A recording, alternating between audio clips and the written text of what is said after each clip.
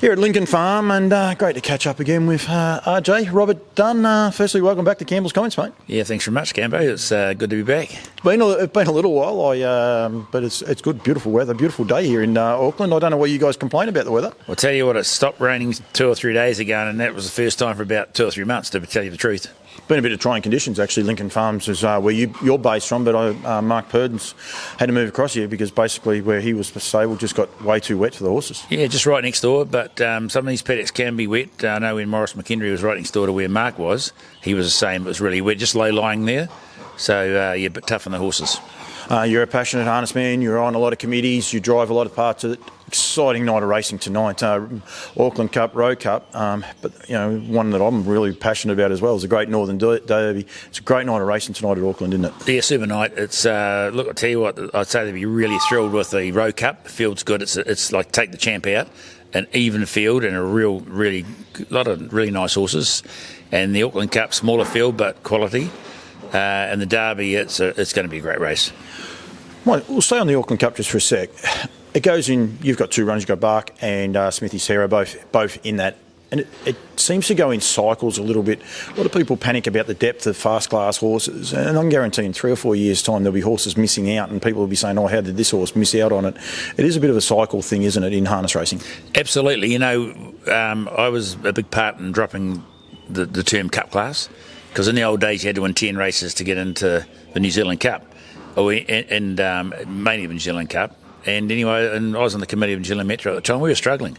We were getting 8 and 9 horse fields for the Cup, Armalite era and all around that on Bonnie's Chance. And so I made the suggestion that we just scrub Cup class, having to have 10 wins.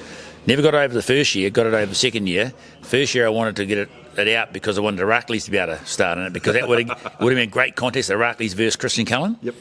As it turned out, Christian Cullen won that year. And the following year, Rackleys, he actually won the junior free-for-all on the same day as the Cup and graduated into, with abbreviated commas, Cup class. Yep. And he came on the Cup the following year. But it would have been, so ever since that happened, it sort of, the fields stacked up better. You started getting full fields again because you got really up-and-comers that had only won 7 or 8 races who could actually start in the Cup. So we're a bit of a cycle up here, and I think we're going to head back towards having full fields in the next year or so. Yeah, and I consider, I actually, the Kaikoura Cup last year, I mean, I was there, Kengo actually, won on that occasion and burst onto the scene. He's then probably had that progressive year, if you like, getting through it. He won last week and, he's got a chance of winning again tonight. It does take a while to get horses to this class, like you say about Christian Cullen and Heracles, superstars. Yeah. But there are a lot of other horses that they just take their time. They've got to have the grounding and they've got to get through it. You've got a lot of up-and-coming horses that next level down. I reckon it's going to be exciting in the next couple of years to come, let alone tonight. It's going to be a great race. Yeah, well, look, take Bark and Smithy's Terror. Bark's just graduated into it. Smithy's Terror raced in the Cup and he went super. He missed away in the Cup and he went a great race. He's been 6 months doing his trade. Yep. And he's going to be he's a Cup class horse. He'd be a Grand Circuit horse in Australia. He's got good speed, but harder to go the better. So once these fields fill up a bit more, it won't be a sort of a tactical race where maybe a copy there gets to the lead and nobody looks at him in the eye and then all of a sudden it's a sprint home. So he's not that type of horse. But as you said, you just need that time. Bark's going to be a definite player come November. And so you've just got to, if they're not a champion, which both of them aren't, it just takes a little while to cut their teeth. And tonight they're going to need a lot of luck. You said there'd be a copy of that. I saw him just before. He looks magic. Kango's flying. Mark's horse, I forgot his Salshire joined the pole. Going to be very, very hard. Yeah, Kuta, we forgot about Akuta last week. And it's just a great field. So, I mean, it's going to be hard for your blokes, I suppose, tonight, but looking forward to the future. You're excited about it. Absolutely, yeah. Look, and tonight if something silly happens and they go, and Kango gets to the front and Davey wants to stay there and says, no, I'm here, it'll help our 2 horses. The trotters, you say there before about Muscle Mountain and the superstar that he is. What a great field of trotters though it is, and great intrigue. It hasn't been probably emphasised enough. There's 2 Australian horses come across for it. I mean, it is great. The depth in the trotters, especially in the fast class, is just amazing. But there appears to be a dead set superstar just at the minute. There is, but 2 Miles he'd be suspect. I mean, he was phenomenal in the Dominion. Yep. Absolutely phenomenal. Thought he had his beat for all money, but he's been suspect since then of just finding the line. I think he's still a champion and always will be. But he, if one of those, like you take for example, the all cashed up the speed it's shown, freakish the other night, Yep. And Alexandra Zeus, bar for last week, very, very good. And there's some other trotters in there too. So whilst I think Muscle Mountain will win, I don't think he's a dead cert in this race, only because if you watch all his races of late, and like Artie by the Hill, if he had a trotted around in the last turn at Eddington before he came up here, he could have nearly got him that night. Like he lost because he can't get the turns quite as good left-handed. And he lost a couple of lengths on the turn, but he pulled him back to half a length. And I think Muscle Mountain might be vulnerable. Can you get around the home turn tonight, Artie by the Hill? No, I had to pull him out because he had lung infection. Unfortunately, yeah, he travelled up and he was ready to go to Cambridge and he got a temperature, and we thought we had him right. And unfortunately, I think the temperature and being sick then probably needed 2 weeks off. So and he finished up with a lung infection, so we had to pull him out. Didn't know that. That's how good I done my thought. No, that's right. Last year I was lucky enough to be here for the Weangling sales and the likes of the Great Northern Derby, and I never forget, I was so angry. I wasn't angry, I was just like, oh, seriously, they gave me a mobile ride. Yeah. They said I'll race 5, and of course that was the trotting derby. It was the one race I wanted to sit on the side and watch. Yeah. Fortunate enough to be in the mobile. Highgrove drew 5, right behind the arm, and to watch him trot off that arm, and then what he did, it was just breathtaking. I was so rapt to it. It was one of the best positions, I reckon, on the place to be. It's a time-honoured race. It doesn't get advertised quite as much at the minute, but it is just a time-honoured race for the juvenile trotters. Absolutely. Like last year, he just he was tied to the gate. He just came and broke the New Zealand record. He went a phenomenal time, yep. And he never settled. Johnny couldn't get him relaxed at all. He's a trotter. We've taken our time with him. He's in work now. And we purposely gave him a good spell because we thought he's not quite mentally there to be able to do it. But it is a great race. There's some phenomenal trotters that have won that race and gone to Australia and cleaned up. And tonight's race, whilst there's not probably as many Colts and Geldings that have outside of the confessional, but there's still some quality horses. Oh, there is. Oh, there's quality horses all through. I don't think you worry about sex. No. For mine, I think the way the fillies are going. Your two, Sonny's sister, you're saying just dead set needed the run last week? Yeah, look, she came up, she had a slight injury. Paddock, I think, she knocked the tendon, and it was just a cut in the wrong place. It didn't hurt the tendon as such, as far as damage it at all, but it bruised it, and obviously it got a little bit of an infection in it, so we had to backtrack. Now, we got it scanned when we first came up, and the vet said, look, if you want to be smart, just give it a bit of time and it'll come right.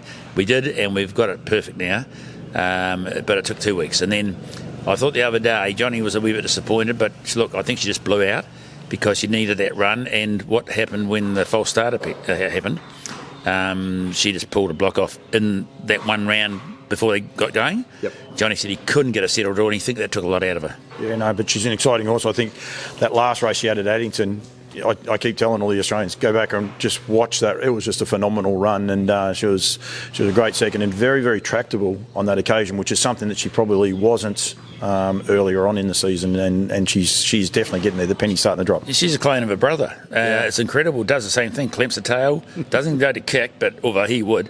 Don't go to kick, but you think she is. Close your eyes for a minute, hold your breath. But no, she's definitely the kind of horse that's got his sheer ability.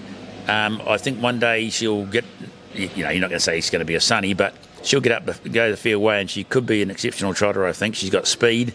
She appears to be a very, very good stayer. And look, I hope we just got over all those little niggly problems, and you'll see the best of her tonight. Who else you got in the... Artie's Peak. Oh, yep. Now, it was a great run in the Sire Stakes. We only qualified a week before she won her first race. A week later, we threw her in the Sire Stakes, and she ran 6, looked like she's going to be 4th, got tired late. But she's improved again, but she's a horse to follow. Yeah, horse to follow. What about for the rest of the night? How many runners are you taking in? We're going to take 7 in from here, and of course Tommy Baggery's with Walking on Sunshine's 8, and then we've got Sammy Smolinski with High Dreamer Jenny, so a nice bunch of horses going in. We've got Magic Force just come up from Christchurch, and he's trained really well, so I like him. He's in the last race. I think he's got a chance. And a horse called Venture Some Arden, who's drawn 1 in the second line and went 1-2 starts back, very disappointing last time, but choked down. Johnny tried to just take him off the gate and he choked down, which, we've changed a bit on him. And earlier on, Ferg Delicious, who deserves a maiden win. She's been racing in every big fillies race that you can find. She's had to, but she's due a maiden, and she's drawn the second line as well. Hopefully she gets good run through. She should, be in the first 3. Oh, very good, mate. One thing I want to know, the dress code. Have you got your suit picked out and your hat picked out, or you have to, haven't you? Are you going to be dapper, I gather? I've got my clothes all ready to go, and my tie and my cheese cutter. Good man. Oh, you got to have them. I do love that. I love that what the Kiwis do. The guys all dress up, the girls dress up, and take pride in it.